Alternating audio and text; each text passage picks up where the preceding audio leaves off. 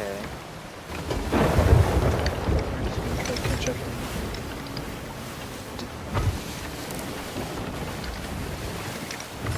Hit the sandbar?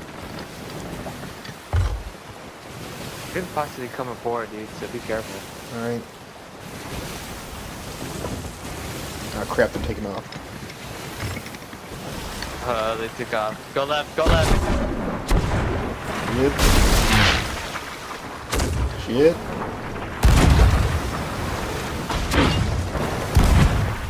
You know what? Fuck it, I'm gonna ram him. I'm gonna ram him. We're done. We're done. Yeah. I'm dead. I'm dead.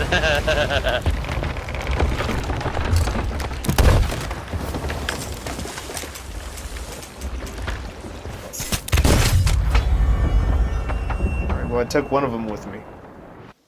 Hello guys, it's Eric, the Lone Pine Wolfman, once again with a tiny snippet about my impressions from the Sea of Thieves final beta. I'll be honest with you guys, I hadn't really checked out the game extensively before I played. Some of my friends told me to look into it and I watched some of the gameplay vids and it didn't really seem all that great to me. But I was notified on Twitter about the final beta and I figured, hell, why not?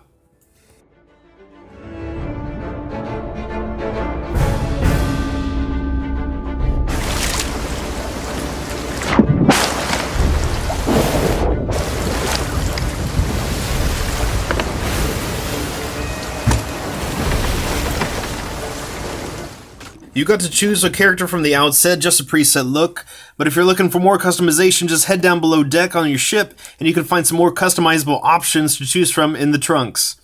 Now I didn't like that it was first person only, just because I couldn't see my character, but I stuck with Bald Dude because hey, Bald is beautiful, alright?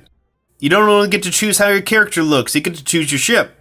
The beta had two choices, a large galleon and a small sloop. I opted for the sloop because that's what actual Pirates of the Caribbean preferred the most. It was easier to move, sneak, and avoid attention. Sloops in the game seem to work best with at least 3 mates on it, and although I didn't try the galleon, I'm expecting it was at least 4 to 5 crew members to make it work right. So I chose to load in with a random and we sailed to the first island I came across and I hopped off to explore. 2 seconds later, my crew member jacked my ship and left me stranded on the island. The actual pirate term for this is called marooned. Plunder was often distributed equally to everyone, so some pirate captains, most famously Blackbeard, marooned part of his crew at times to cut down on the number so everyone left had a bigger share of the wealth. Dick move, but hey, they're pirates, not charity workers. So after meeting up with a merman who sends you back to the ship, I wandered around the map for 20 minutes by myself and sunk twice because I neglected to check for leaks, when I strained the ship too hard into the wind.